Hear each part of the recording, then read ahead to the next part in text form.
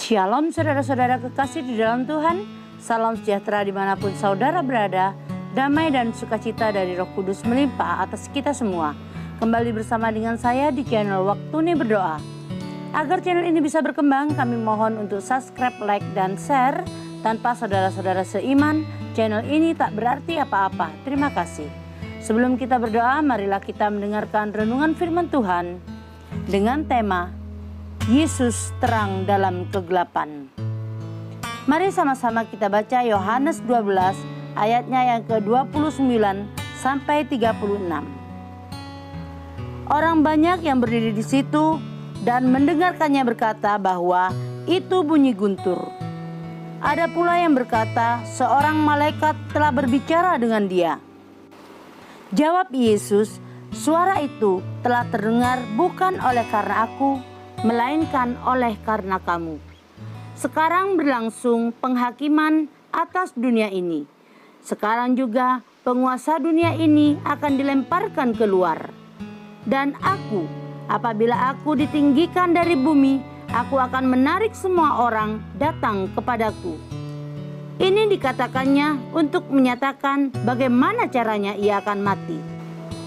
Lalu jawab orang banyak itu, kami telah mendengar dari hukum Taurat bahwa Mesias tetap hidup selama-lamanya.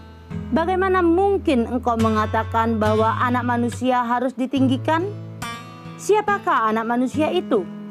Kata Yesus kepada mereka, hanya sedikit waktu lagi terang ada di antara kamu. Selama terang itu ada padamu, percayalah kepadanya, supaya kegelapan jangan menguasai kamu. Barang siapa berjalan dalam kegelapan, ia tidak tahu kemana ia pergi. Percayalah kepada terang itu, selama terang itu ada padamu, supaya kamu menjadi anak-anak terang. Sesudah berkata demikian, Yesus pergi bersembunyi dari antara mereka. Saudara kekasih di dalam Tuhan, tanpa salib orang tidak dapat ke surga. Salib di sini berbicara penebusan dosa yang dilakukan Yesus. Dia rela mati untuk menebus dosa umat manusia, termasuk dosa saudara dan saya. Orang yang berjalan dalam terang mempunyai tujuan yang pasti, yaitu kerajaan surga. Namun orang yang berjalan dalam kegelapan, ia tidak mempunyai tujuan. Ia tidak tahu kemana mereka pada akhirnya. Karena hanya dengan Yesus kita bisa masuk dalam kerajaan surga. Haleluya saudara. Hari-hari ini adalah kesempatan bagi semua orang yang percaya datang pada Yesus. Kita yang sudah percaya pada Yesus, marilah kita selalu mengucap syukur. Jadilah pelaku-pelaku firman. Perbuatlah apa yang baik, yang sesuai dengan firman Tuhan.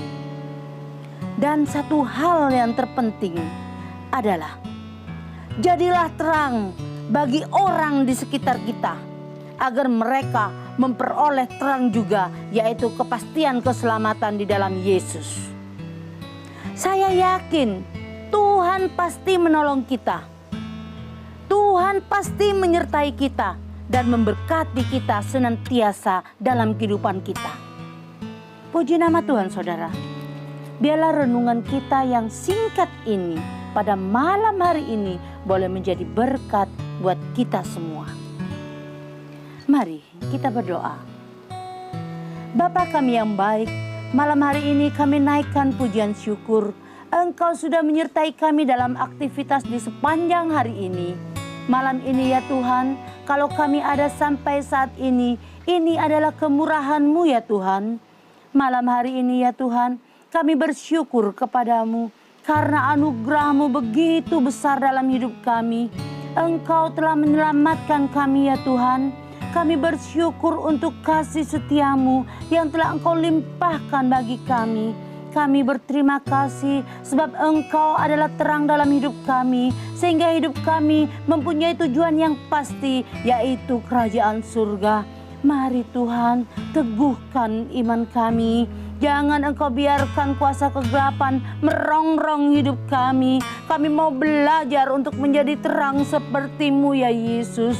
Terang di tengah-tengah keluarga, terang di tengah-tengah orang-orang di sekitar kami. Terima kasih ya Bapa. Kami serahkan seluruh kehidupan kami di sepanjang malam ini dalam kuasa dan lindungan-Mu ya Tuhan. Di dalam nama Tuhan Yesus Kristus. Haleluya. Amin.